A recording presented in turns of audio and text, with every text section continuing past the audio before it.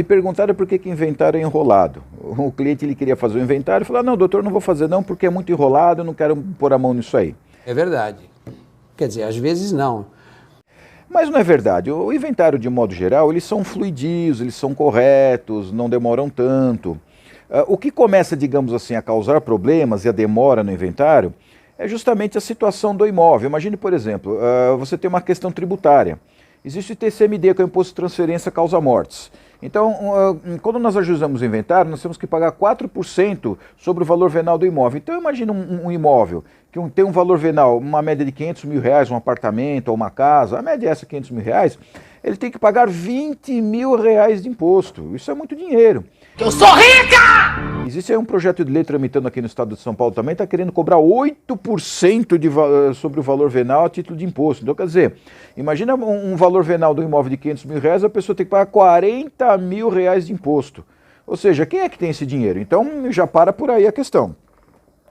E muitas vezes, então, o que acontece? Você vai dividir o imóvel entre os herdeiros, aí você tem que vender o imóvel para poder pagar o tributo, que a pessoa não tem o dinheiro, tem que vender o imóvel.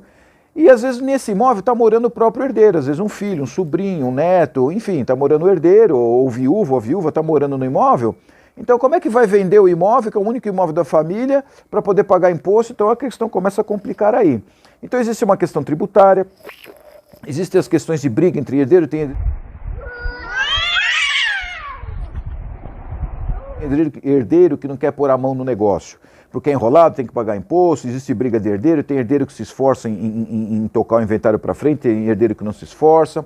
Aí quando você vende o imóvel, você tem que colocar o dinheiro em juízo, aí você já não está mais partilhando o imóvel, você está partilhando o dinheiro. Às vezes tem herdeiros que moram em outros estados, herdeiros que moram em outros países. Então a questão do inventário em si, ele complica conforme a situação do que está sendo dividido, especialmente bem imóveis. Agora, entre mexer e não mexer no inventário, é interessante sempre mexer e pôr a mão nisso realmente, para deixar a vida em dia, como eu costumo falar para os meus clientes, né? Deixar a vida em dia é uma tarefa difícil. E por isso que nós temos advogados, economistas, administradores, psicólogos, enfim, vários tipos de profissão que nos ajudam a colocar a vida em dia. Então a gente vai indo devagarinho, até que a gente consegue colocar essas coisas em dias, principalmente a questão de inventário. Então não é tão difícil quanto parece. A questão se complica conforme a questão tributária, a questão da localização do imóvel, a questão da divisão, às vezes os herdeiros não concordam com a divisão, enfim. Tanto é verdade que o inventário, pelo menos na minha época, nós estudávamos a questão das sucessões e da partilha de bens.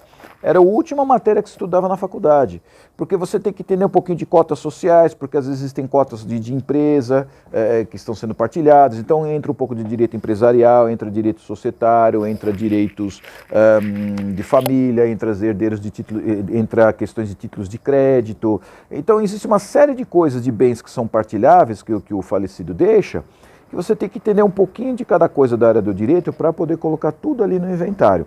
Mas hoje, de regra, o inventário, tirando essas questões, essas exceções, é uma coisa simples. Tanto é que você pode fazer no tabelião. O mesmo cartório onde você manda fazer uma procuração, hoje você consegue fazer um inventário. Tem que ter a participação do advogado, claro. E se não tem filhos herdeiros menores de idade, você pode ir diretamente, os herdeiros, eles vão diretamente no cartório. Isso é feito no tabelião de notas, é feito o inventário. Então, quer dizer, o judiciário e a legislação, ela tenta facilitar a questão. Então é o que eu sempre falo, não tenha medo de inventário. Inventário não é um bicho monstro de 7 cabeças. Existem profissionais bons que estão dispostos a ajudá-lo a resolver essa questão, seja no inventário judicial ou seja no inventário extrajudicial. É isso aí, é o dia a dia do advogado.